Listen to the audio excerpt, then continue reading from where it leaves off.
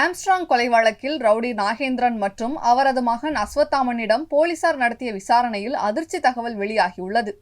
பகுஜன் சமாஜ் கட்சி தலைவர் ஆம்ஸ்ட்ராங் வழக்கில் பிரபல ரவுடி ஆற்காடு சுரேஷின் தம்பி புன்னைபாலு, வழக்கறிஞர் அருள் உள்ளிட்ட 23 பேர் கைது செய்யப்பட்டு சிறையில் உள்ளனர்.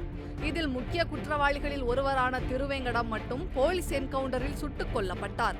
இதற்கிடையே ரவுடி நாகேந்திரன் மற்றும் அவரது மகன் அஸ்வத்தாமனை போலீசார் 3 நாட்கள் 4 நாட்கள் என கஸ்டடியில் எடுத்து விசாரித்து வருகின்றனர்.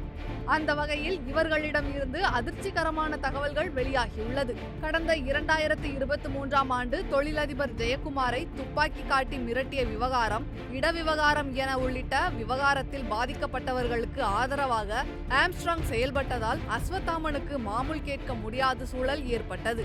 தொடர்ந்து குடைச்சல் கொடுத்து வந்ததால் ஆம்ஸ்ட்ராங் கதையை முடிக்க திட்டம் போட்ட அஸ்வத்தாமன் அவரது வீட்டின் அனைத்து சுப நிகழ்ச்சிகளிலும் கலந்து கொண்டு நட்பு பாராட்டுவது போல் நடித்ததாக போலீசார் விசாரணையில் தெரிவித்துள்ளார்.